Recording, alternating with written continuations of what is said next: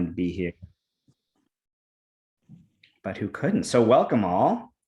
Welcome back to Board Talk, where we carve out space and place to discuss ideas and practices related to board governance, culture, and DEI. It's really good to see everyone again. So thanks again for joining today. A lot of familiar faces, some new faces. Gamal and I. It's also good to see new faces. So again, but maybe not in this context. So we're excited to continue learning with and from you all today. I'm going to pass it over to Gamal to run through the quick agenda and give some quick opening remarks while I break you all out into our first activity.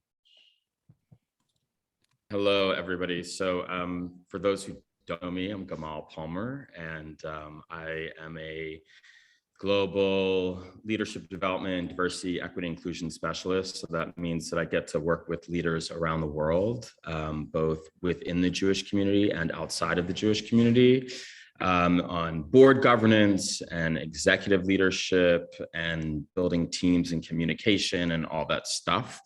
And it's just really good to have you here because you're all here because you actually care about the nonprofit sector and about where we're headed and how you can bring your specific contributions, whether that's through your time, through the skill sets that you have, through the resources that you have.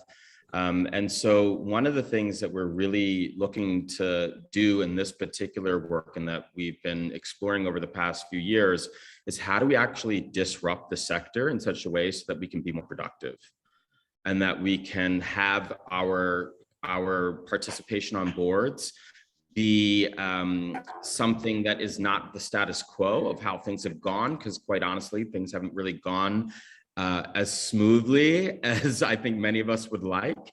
And we're also all still learning, right? I think that we're very much so committed to learning how to solve problems and how to be and do better.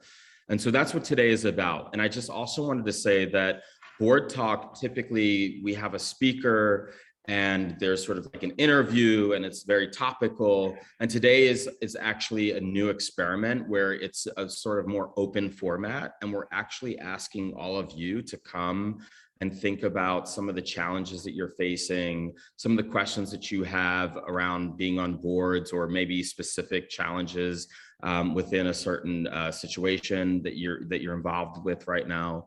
Obviously, respecting confidentiality, but then also we want to share some ideas that we have of how to sort of elevate this space, right? So we're going to have a conversation about that a little bit later on.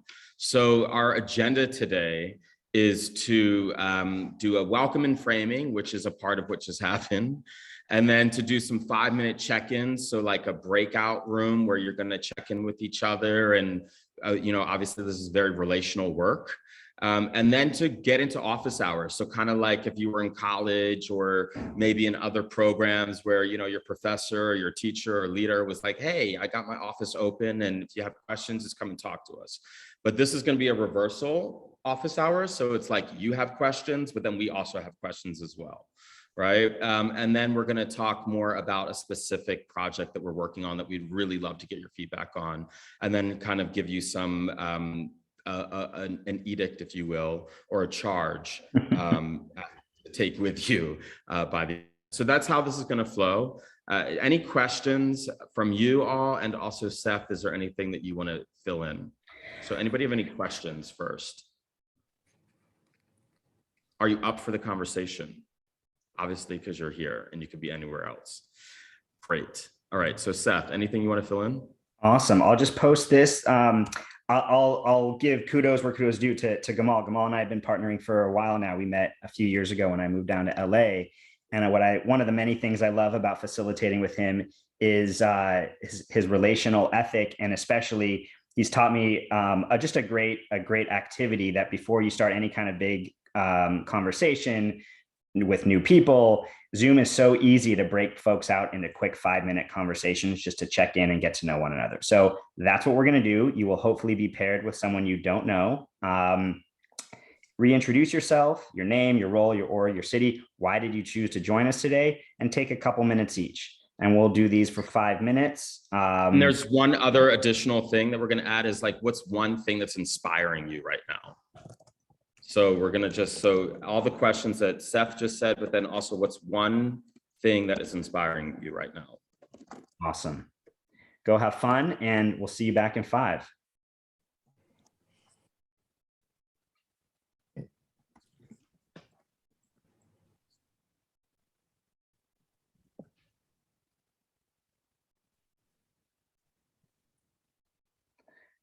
Julia, do you see Hi, yourself Alicia. down there? Yes. Do you not see Awesome. me? No, I see you there. Do you have a group? How do I assign you? Alicia, I'm in your city. I'm in Paris right now. Oh, there, Julia. Sorry, muted. I'm on You see a mute. button that says join Yeah, no, group. I know.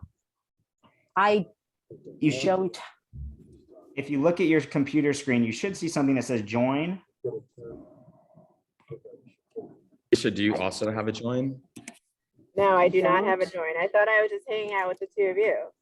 You can totally. can. Do you want I'm to join a down. group, Alicia. I mean, I'm good if that. It's totally We up could- to you all. Like, we could I'm in talk a to car with Alicia. my entire family, so. Oh, hey fam, how are you? I'm the guy who's been on the phone with them a lot over the past year. Hi, Lauren. And your wife. You got everyone. I know. And like, I- you're probably like community children. You're like, hey, yeah. They are. Gamal, how do we explain to Juliet and Lauren where to click there? Are you on a phone or a computer? I clicked and there was no one in my room, so I just came back to see if I got put in the wrong place, maybe. Which room were you in? Room 5. Yeah. Orna should be there. Orna should be there, Julia. Oh, no, that's not. No, true, no. 'cause I can join again and see. It's I Juliet and No, Lauren. Let us tell you. I So mean, should I go ahead and join? Do you know how to join, Juliet? I have joined many groups in my time on Zoom, and it always is easy to see and click, and there is nothing on my screen to click. Okay, so Lauren and you're both in the same room. So you're both here, but you should both be in the room. You're both assigned to the same room. Let's I'll check. join. Let's I check was it in there, Five so I can Plus. hop back in. I think there's a button, Juliet, at the bottom where it says join breakout room.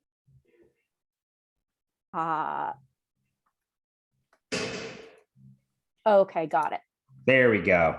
Okay, awesome. We'll see you in a See few. y'all soon.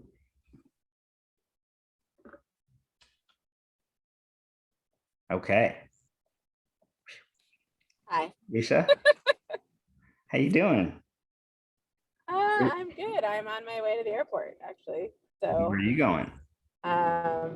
Maine. But just actually only half of us are going to Maine. Half of us are going to Maine. The other half is going to my in-laws. So we're Wait, the other half is going where? to stay with my in-laws for the weekend. So my Mhm. husband, one child, is going to stay with my in-laws, and then I am going with my other child to Maine to get my third child. So Cool. Thanks for your text the other day. what? Thanks for your text the other day. Yeah, of course. No, of course. I'm interested to hear what people think, right? So I'm really interested in this topic. I'm just kind of not sure. me? No. Yeah. Yeah. How's leading edge coming together? I mean, someone said to me the other day, like, are we in the storming, norming, or forming stage? But it's interesting because like they were 12 people. I'm getting used to it. We were 12 people. Continue the recording. All right. Welcome back, y'all. We got a couple more folks.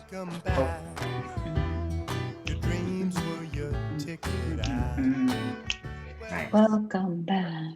Perfect. Gamal. Right.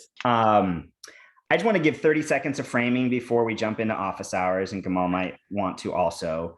Again, it's more just around gratitude and purpose. So I continue to be really grateful and appreciative to this network, to learn with and learn from this Gather network. So again, just thank you for carving out the time to be together in community. Again, one of the reasons I love partnering with Gamal on governance with an equity lens has been because there's an enormous opportunity, like he shared, to rethink and reimagine boards, specifically with an equity lens, to see what multiracial boards might look like, and to see how they might be models for multiracial communities. So I continue to be grateful for Gamal's partnership. For me personally, racial equity work is part of my own. I'm on my own racial equity journey. It's part of my own liberation.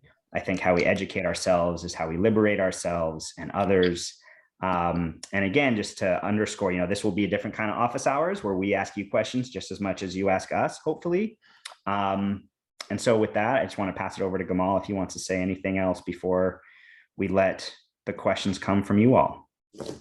Yeah, I would say that it's not going to be any surprise to anyone on this call that we're in a very, to say it nicely, tricky time. And we don't really know what's going to happen over the next few years in terms of our democracy and our ability to advocate for each other, and also to leverage our power and position in the ways that we have in the past.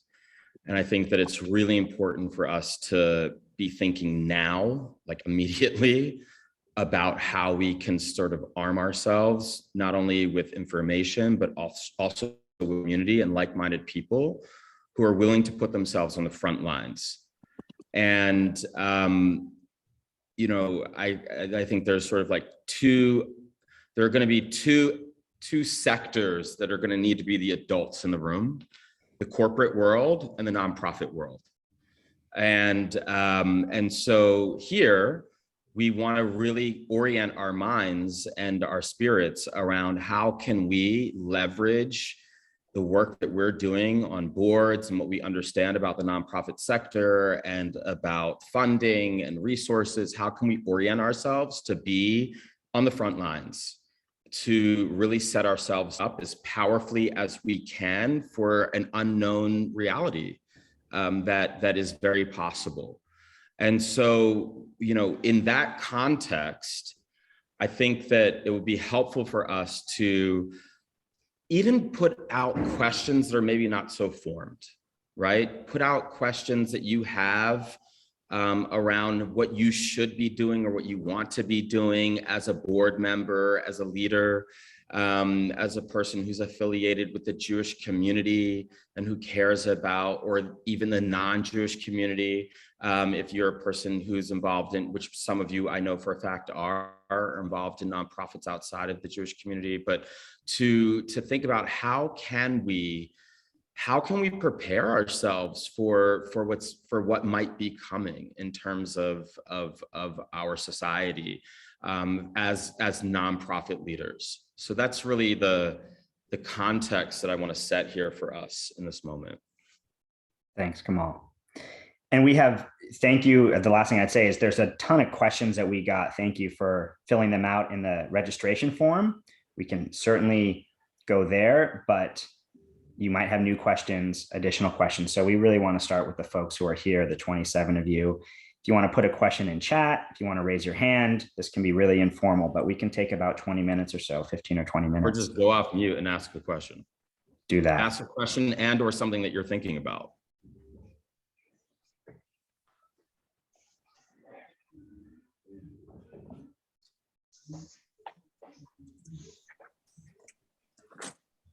Hey everyone, I'm Franny. Oh, wait, Imani, were you about to talk? I just happened to be off mute. Nope, go for it, Franny. Sorry, sometimes Imani and I have who's going to talk first, EST. Hey everyone, I'm Franny, she, her. And I'm just really thinking about, in both my consultant hat, I do consulting work with organizations often in the Jewish world, and also I'm a board member of a Jewish organization, and thinking about the gaps in understanding and analysis around racial equity, around justice, around priorities, both within boards sometimes, and among board members, and also sometimes between staff and board. And this is to say nothing of sometimes the gaps that exist among staff members too, right? I'm trying to think about a board focus. Sunglasses and she's coming with me. Okay, cool. And so, yeah, that has just really been top of mind in so many different frameworks right now is how do we move forward together when we aren't, so many of us are not in the same framework to begin with. So that's my offering.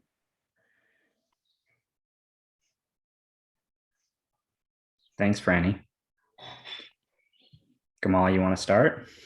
So yeah, Franny, so thank you for putting that out there, or putting this out there. So are you asking a question, or more so just stating this is something that you're thinking about?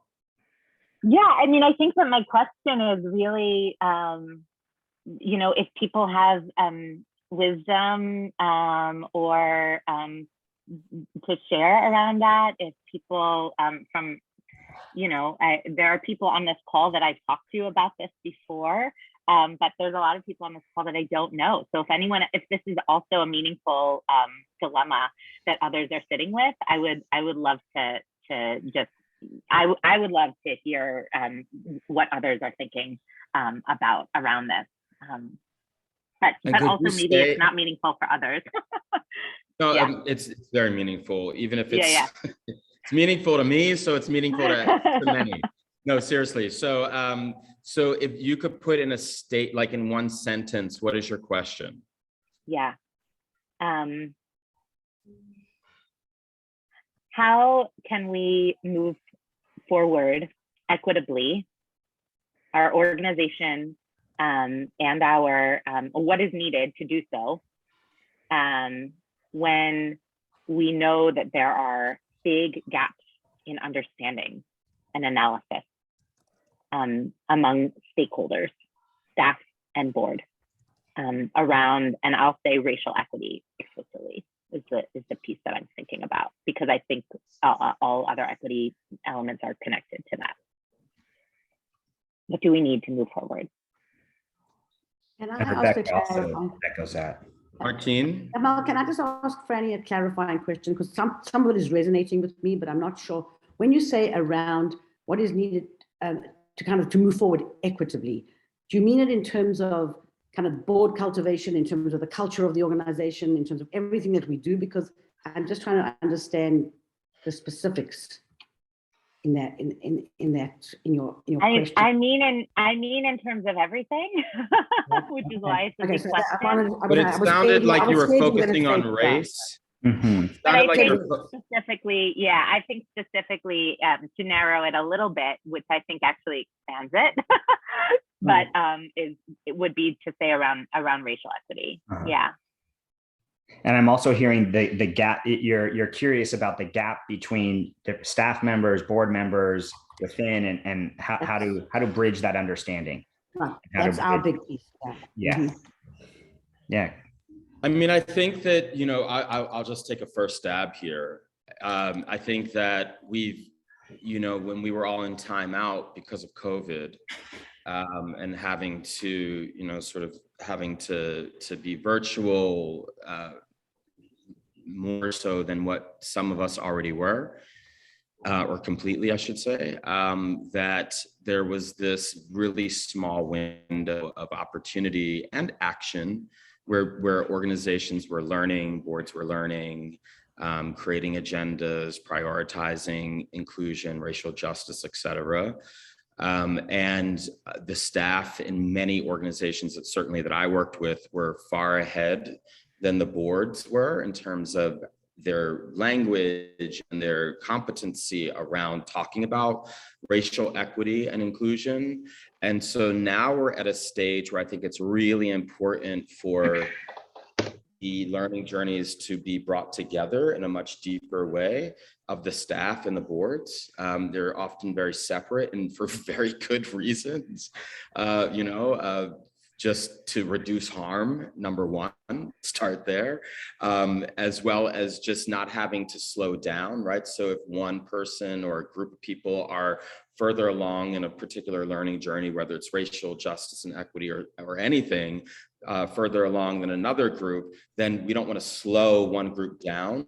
I do think that right now it's really important for organizations to figure out how can there be co-journeys and co-learning journeys, and where are the moments and the opportunities for staff and boards to be learning from each other, because we're now moving, like the pace is different now that we're back. We're sort of out of timeout, if you will, and we're picking up a lot of our old habits. Some habits that were created during COVID in terms of wellness, giving things spaciousness and time, right? Maybe not having agendas be so tight as they were before in certain organizations. Organizational culture has changed to some degree, but ultimately we go back to what we know. And so I actually now think that there's an opportunity for the staff to, in some ways, propel or push and pressure boards in a way that that could be productive. And I think that it's a science that is not proven,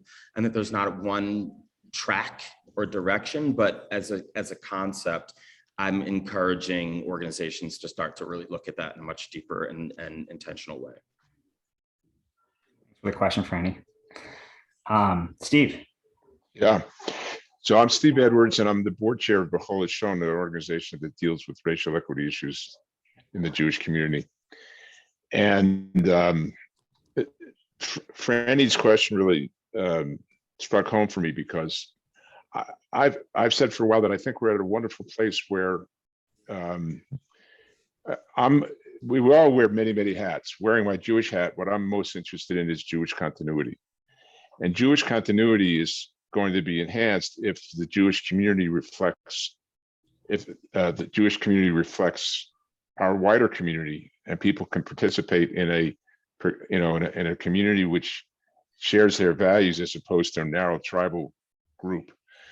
And so the opportunity and to me, the dilemma or the opportunity, it's both a dilemma and an opportunity that Franny identifies, which is not only to advance the interests of Jews of color and to create more equity on boards and in our organizations, but also to educate the wider Jewish community as to how that's really essential for the continuity of the Jewish people.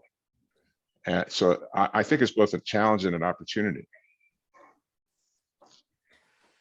Yeah, Steve, what I'm hearing, and Gamal, I'll start and pass it to you. I think I've heard that there's both work to be done, as you said, kind of for Jews of color to get ready to serve on boards. There's also work for white boards to be prepared to be more inclusive of Jews of color or other people of color. There's a readiness factor that needs to happen in both ways.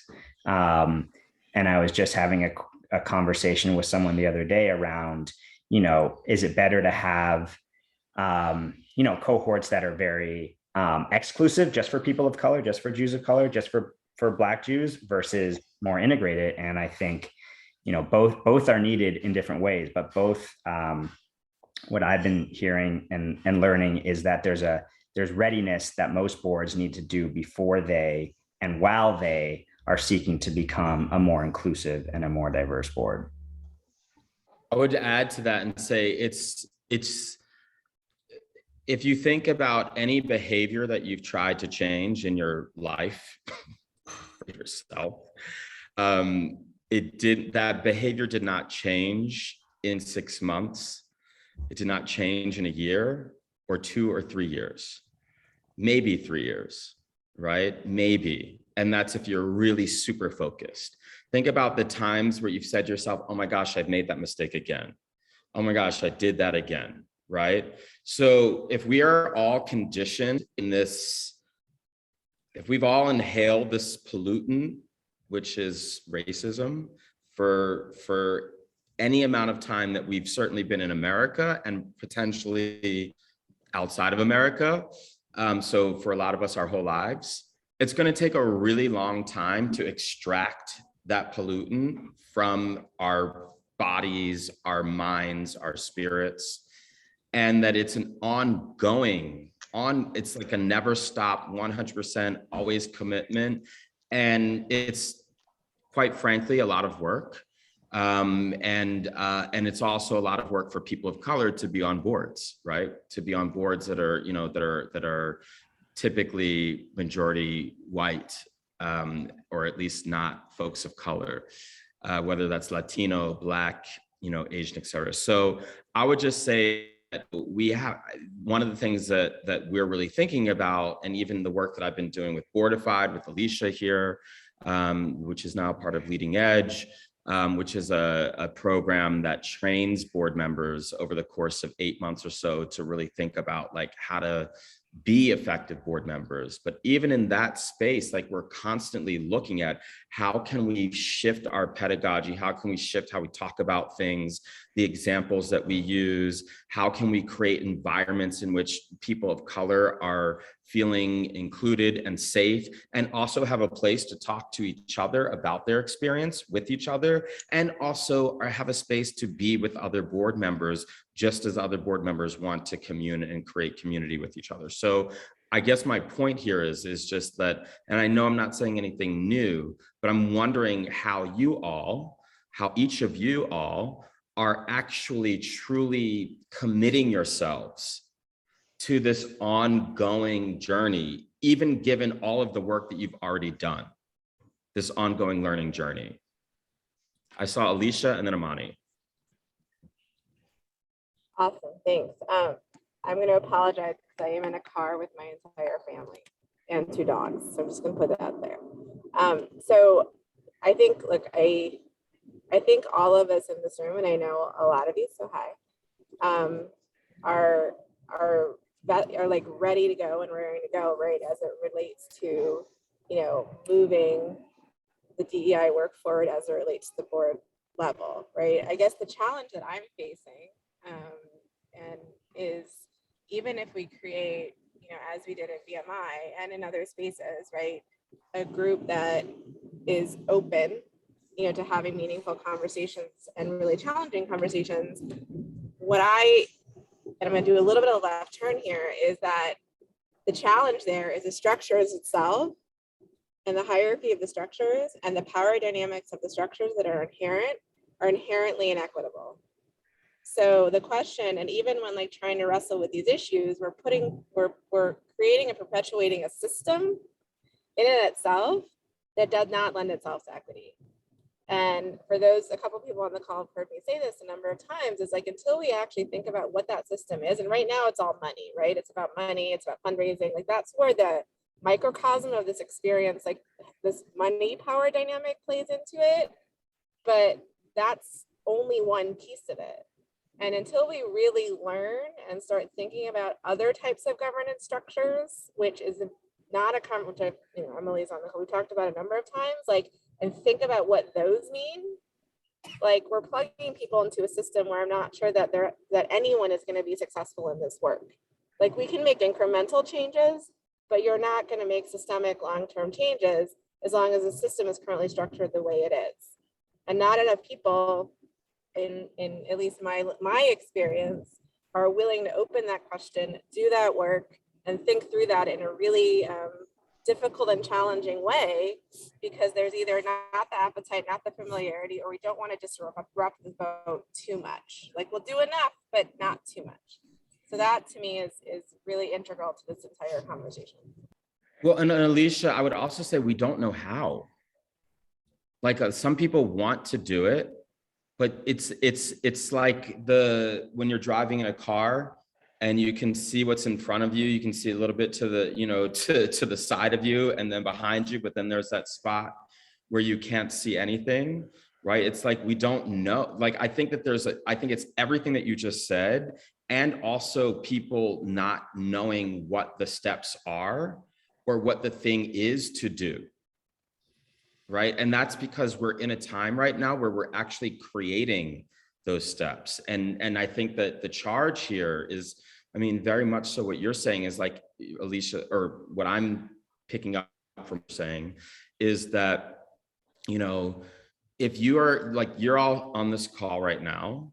And so what can you do to push your boards, to push yourselves to do this work and to make that change, because the structure is inequitable. The structure is not built for inclusivity. The structure is not built. And we're in a time also on a larger level where like things are being deconstructed all around us, right? So like, how can we leverage that moment to build what we're all saying, or many of us are saying that we want, and not necessarily rely on what we've been taught and how things have always been and how we, what the norms are.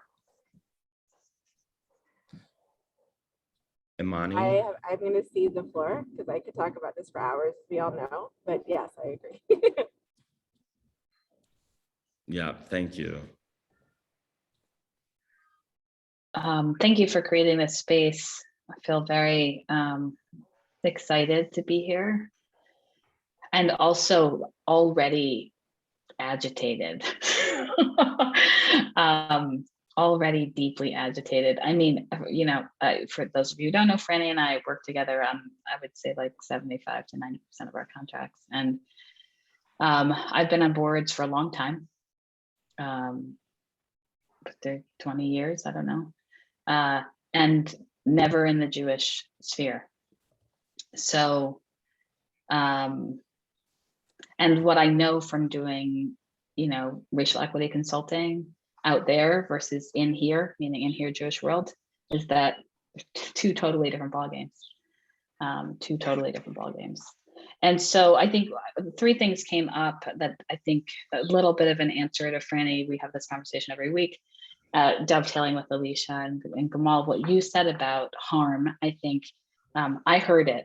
That was the moment I exhaled in the conversation so far. And so I'm thinking three things. One thing I'm thinking about is to consider what it means that people of color continue to create spaces where we thrive and experience joy and peace and love.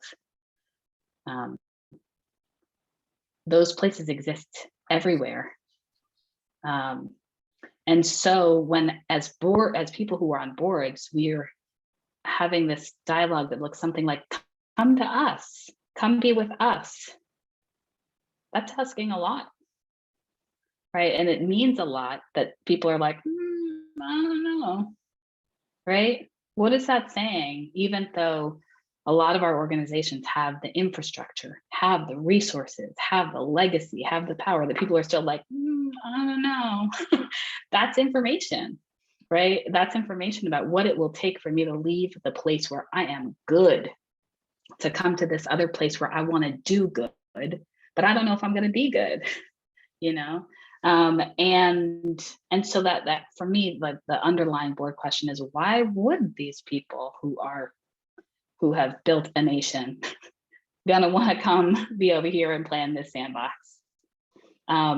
And then the other thing I think is just like, what are the qualities that it takes to be on the road, Gamal, that you were describing, of like not knowing, of having limited, we have deep ancestry and roots, so we have a lot to draw from. Some of it we need to shed, and some of it we need to leverage. But to be on that road with like limited view of the next pieces, for me, has taken humility, which is not an attribute I see on boards very much. Growth mindset, which is an attribute I've seen, right? We're not there yet. And persistence. And then I think, Seth, just like tying back to something you said at the beginning, which is, this is my journey for me. So moving away from I'm doing it for you, or I'm gonna let you come in, right? Sometimes I get like squishy about the word inclusion, because like, really? I feel included. I feel included in my family. I feel included in my community. I feel included in the spaces where I'm, so that the idea that like, the answers are not yet in the room, because not the right people are not yet in the room.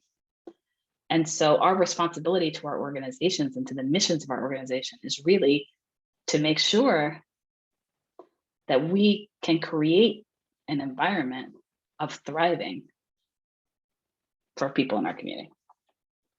So thank you. Thank you, Imani. And I would say that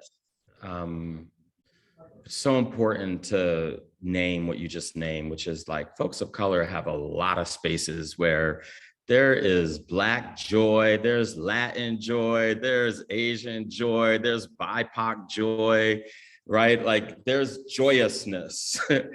and that is something that folks who get to have those communities get to experience, and that many folks who are not of color don't know about or have not experienced.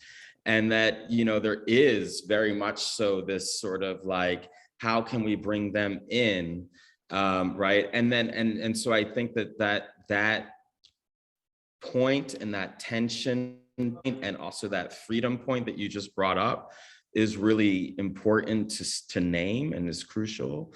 And there's also a lot of people of color who are choosing to go into white institutions, and who are choosing to go on to and want to be on boards for whatever reason. And so the part of the work here that we're offering is how do we give, you know, they're choosing to come into this space. How do we give and provide and resource the space for them? And then also, what do we need to do with ourselves to be able to be authentic and align with what we say we want to be and do, right?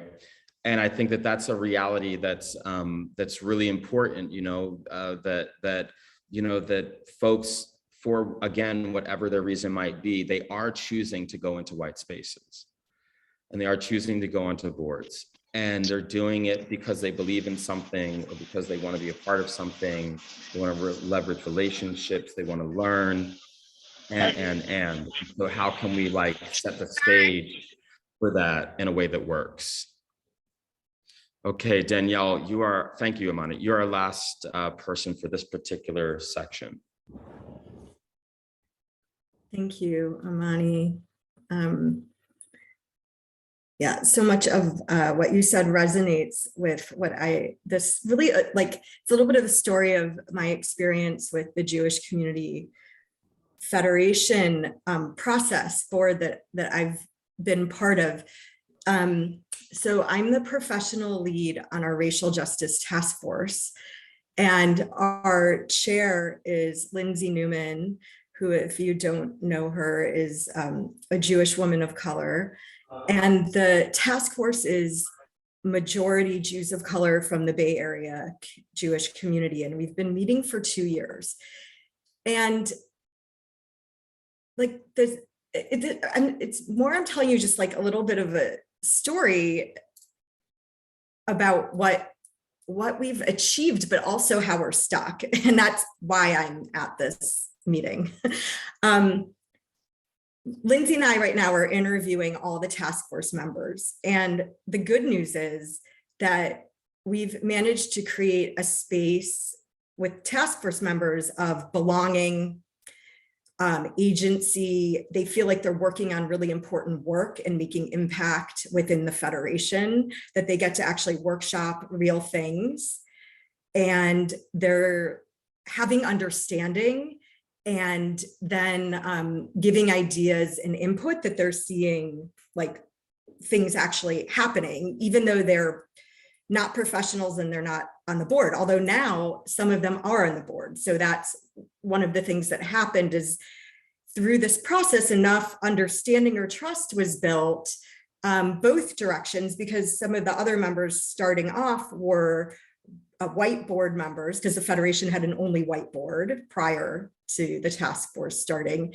And also the white board chair and the CEO are also on the task force.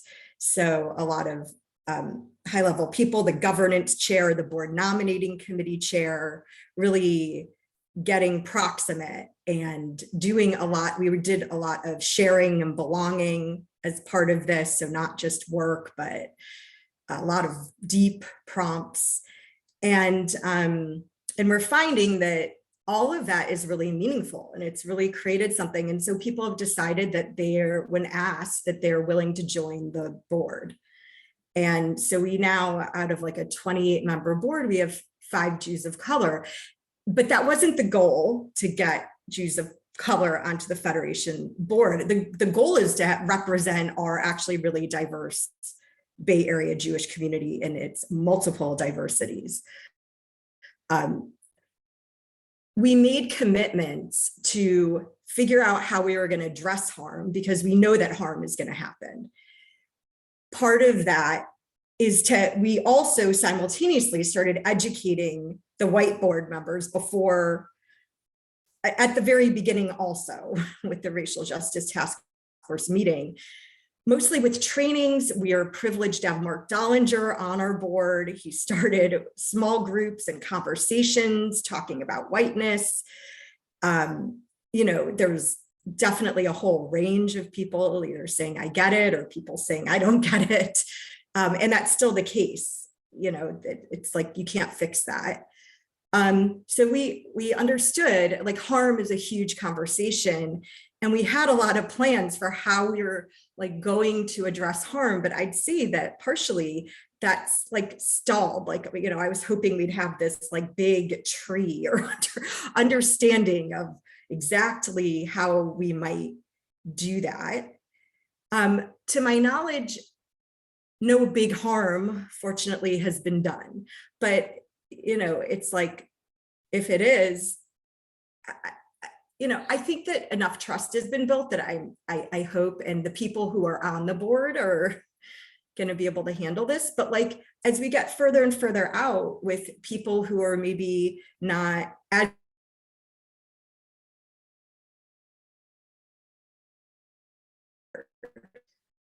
and so that's like part of where I'm stuck, and also just like what more, like we need to, we're not done, and there's a lot more that we need to do, and I think and we need help, but we've also built something a little bit good. And is the question where to go from here, Danielle? Yeah, and I mean, you're not going to answer this right now, but I'm I'm just telling you sort of what's sitting with me, and I'm sharing that we actually did undergo a process that we're getting amazing feedback. And now you're looking for sustainability. And something is working. Like, where's the sustainability in that? Yeah. Yes, because I live with this fear that it is going to somehow crash. Well, maybe that's a good segue into the next part of what we're going to be talking about. We're going into Shabbat. I'm very close because it's like almost 8 o'clock where I am. So maybe just Shabbat. But one of the things that we wanted everybody to think about going into Shabbat is, what is your specific charge? What can you actually do, tangible steps in the next week, in the next month, in the next 3 months to continue to move this conversation and the work forward? And so Seth and I kind of conversation, which is why rather than having a typical board talk format that we've had, we're doing this sort of office hours where it's just this dialogue, and we wanted to just share with you this idea that we have, and to get your feed, take it on. I'm going to share a video, just a 1-minute video that gives a little bit of an outline of what we're trying to do. And hopefully my internet is, oops, here we go. Not gonna break. Can you all see that? Hopefully. Hi, my name is John Marker. I'm the Director of Jewish Philanthropy at the Aviv Foundation, and previously stewarded grants around leadership development with the Jim Joseph Foundation, as well as running a statewide nonprofit focused on elevating youth leadership. I've served on local boards, statewide boards, and advised national boards. And the idea of bringing together a diverse group of board members from around the country to discuss the potential of what boards could be is really exciting. It's an opportunity for us to get out of the status quo and unlock the potential of what a board can be, and how we can really utilize the talent, the wisdom, and the work of volunteers and lay leaders across our community. I'm excited by this opportunity and think there's really great potential to imagine the new roles that boards can play as we look ahead into what our communities really need. Whoa. So that was our friend and colleague, John Marker, formerly of Jim Joseph, now from Aviv. And he's been a good thought partner in helping us think through board retreat. Gamal, you want me to just dive into the nuts and bolts? Do you want to give any more kind of the big, any of that?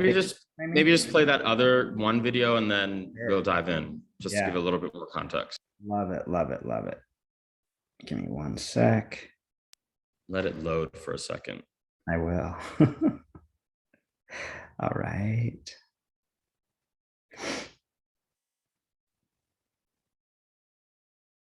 Hi, I'm Anita Patel, the Vice President of Grant Making at the Bush Foundation in St. Paul, Minnesota. And I'm also a member of lots of boards.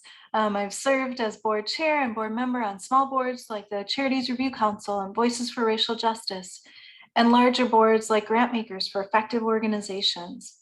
And through it all, I know how important it is to have really high standards for inclusive and engaged board members so that we can create organizations and systems that are racially just and create the conditions for all of us to thrive. That's why I'm so excited to talk with you about Board Retreat. This program's the real deal. It helps people come together to have deep conversations and to build skills together so that we can do this work with one another, in connection, in community. It matters so much, and I appreciate you taking the time to consider this program. Thank you. Cool. Thanks, Gamal. Thanks, Anita. Oh, sorry. Hi, I'm just getting my notes back. All right. So I'm cognizant of time, and I'm just thinking that maybe the best use out of these next 7 minutes is just to walk through kind of what we're thinking, and we can certainly follow up. So, the idea of Board Retreat is a 3 or 4 day retreat, somewhere remote but accessible, a beautiful place that accommodates learning, teaching, experiences, and community building. We're going to be workshopping challenges. There'll be panels, group activities, alone time, solo time to explore, nights out together. We want this to be very relational.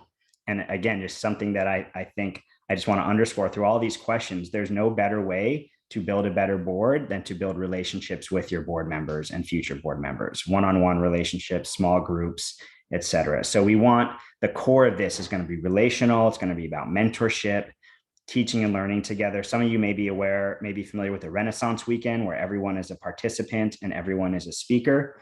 That is the gestalt of what we're looking for. The values that we're leaning into in this board retreat weekend are around curiosity, courage, and compassion. Our essential questions are: how might we build and strengthen nonprofit boards to be communities of learners and leaders? And what is needed in terms of education, policy, and procedure to help boards and organizations adopt and live a DEI context in all they do? The outcomes that we're thinking about is to break down power dynamics between nonprofit board members and CEOs. We want to redistribute wealth to BIPOC and BIPOC-led organizations, and we want to build and strengthen multiracial communities. The audience, we're thinking about 30 to 40 nonprofit board members and those who work with board members, so CEOs, funders, philanthropy professionals, governance consultants, and we are extremely intentional. We want to be extremely intentional about the diversity of age, race, religion, geography, and class. We are thinking sometime in spring of 2023. We will have a fee. We're still thinking about what that fee will be, and also have scholarships available. We want to be mindful of those coming from wealth versus those not. We'll be raising money from leadership and governance focused foundations. And I think in terms of the last couple of things I'll say is the invitations. We want to invite board members and then give them the opportunity to invite 1 or 2 guests: a senior board member, a future board member, an emerging leader, again, a consultant, a funder that who might find this interesting and valuable. What else do I want to say? And then I guess the last thing is that, when this happens, there hopefully will be the potential of continuing virtual conversations post-gathering to continue deepening the connections and developing these ideas. Gamal. Yeah, so I would just say there are 25 people on this Zoom, including us. And so if we were all to invite one or two, if we all, if the stars aligned and let's say everybody on this call, for example, were to want to be a part of Board Retreat, which is an outgrowth of BoardTalk, which is where we're at right now. So how can we take this virtual conversation and really, blow it up, if you will? Then we're already at 50 people, right? And so I think that the size really just depends on the amount of buy-in and interest that people have. But ultimately what we see is like an ecosystem, or like we're a nucleus that is really thinking critically about how to create new norms, new structures, new ways of engaging in boards, with boards, right? And also potential board members having leadership pipelines or mentorship pipelines, and that we're not siloed. We're not people who are sort of like, oh, I'm on this board and I'm on that board and I've got this challenge and I've got that challenge, but we're actually coming together and bringing real problems and real challenges and talking them out with each other and workshopping them out with each other in ways that are appropriate and make sense, and we're also having fun. So I think ultimately that's what we're creating here, and we only have 3 minutes left, but we'd love to hear your questions and thoughts and reactions. So Martine. So my question, and respectfully for the topic that we've had today, which is clearly the most vital, is the focus won't be only on DEIJ work, or it will be on DEIJ. You said you kind of said on all the topics that kind of boards face. I mean, I think from my perspective, I'm very much looking to get more involved and more engaged in the DEI space. But you also, go back to what Seth said about diversity. He said age, race, religion, geography, class.